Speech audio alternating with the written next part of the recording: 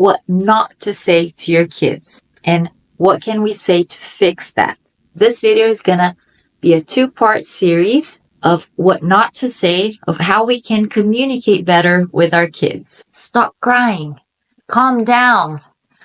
Believe me, we've all been guilty of those unfortunate words. A lot is talked about what to do and what to say, but not exactly what not to say. So I'm here to share a little bit of my experience and what I've learned, and let's jump right in. Number 1, stop crying. You're crying for nothing. What message does that pass on to your kid? Is that your feelings are not validated, that they're not important. I know, it's not always easy to not say that. Just having that awareness of what not to say and try to figure out what to say instead is already the first step. It's already the most important step. So saying, stop crying, the message it tells your kid is that you are not important, your feelings are not important, and I'm too busy to deal with your feelings. We're not always in our happy place emotionally, me included, but making that conscious choice that you should stop whatever you're doing and be present in that moment with your kid and just let them let it out. The thing that I usually say is let it out. You can vent. You have the right to vent all your feelings. Let your feelings out. It's okay to feel that way. I understand. What that does is it actually reduces the tantrum time, or whatever length of time they were planning to keep crying for. It reduces drastically because in that moment right there, they're going to feel validated by you. Validated for feeling the way they're feeling and not ashamed for it. Number 2, calm down. Okay, when have you ever actually calmed down when someone told you that? When has that ever helped you in the process of calming down? Why do we even use those words in such a demanding way? All it does is just aggravates the situation and makes your child, or yourself for that matter, to cry even more or to yell even more, right? So what can we say instead? You could say, just take a deep breath. Are you ready to take a deep breath? Want to keep on crying? Just keep saying, let it out, baby. Let it out. I'm here for you. I know it's hard. And once you feel like the crying is kind of subsiding, then you can invite them to take deep breaths with you. Because you know what? We need that calming mechanism at the same time too.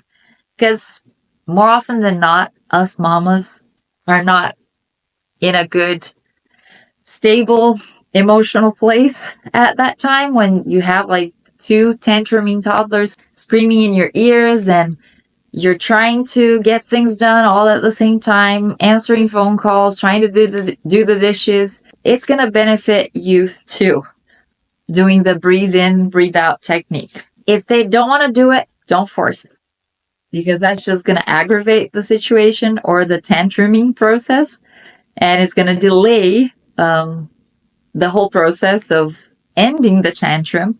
So, number 3, constantly saying no, but in a very harsh way. Harsh no's. What does that mean?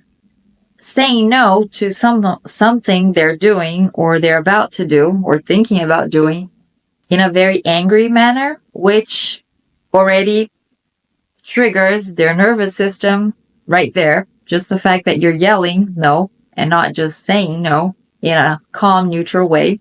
I've said harsh no's more times than I'd like to admit. Thinking of all the experiences I've had with tantrums and with things they were about to do that I didn't approve of, a lot of the times I would regret saying that harsh no and think back and like, okay, I could have handled that differently. Let's say, for instance, just today, actually, earlier today, I was with my kids at the bakery. We were eating croissant, and as we were coming out of the croissant place, the bakery, there was this dog. He was on a leash waiting for his owner to come out. My boy had a scone in his hand and he wanted to pet the dog, and he actually fed the dog a piece of his scone.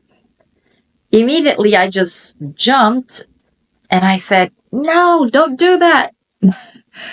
I was just like concerned about the dog getting sick or whatever. Maybe the owner wouldn't approve the dog eating a scone, a piece of scone. But anyway, my boy did not know that. So I did not need to just jump on that situation and immediately like say a harsh no to him. The result was he got upset with me and he felt ashamed that he had done something wrong, which honestly, on his defense, he didn't know it was wrong. He was just trying to be nice to the dog. So then I thought to myself, okay, I should have not said it so harshly. I should have just said, "No, baby, we shouldn't feed someone else's dog before we ask the owner what the dog is allowed to eat. I know you were trying to be nice. I know you were trying to be gentle, and I appreciate that. But next time, let's see if it's okay to feed that to the dog. You ask mommy first, okay?"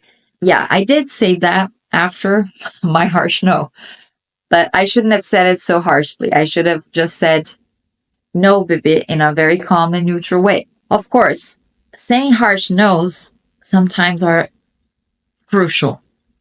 I fully believe that we should, yes, use harsh no's when there is danger or potential danger present. Absolutely. Go ahead and say that harsh no.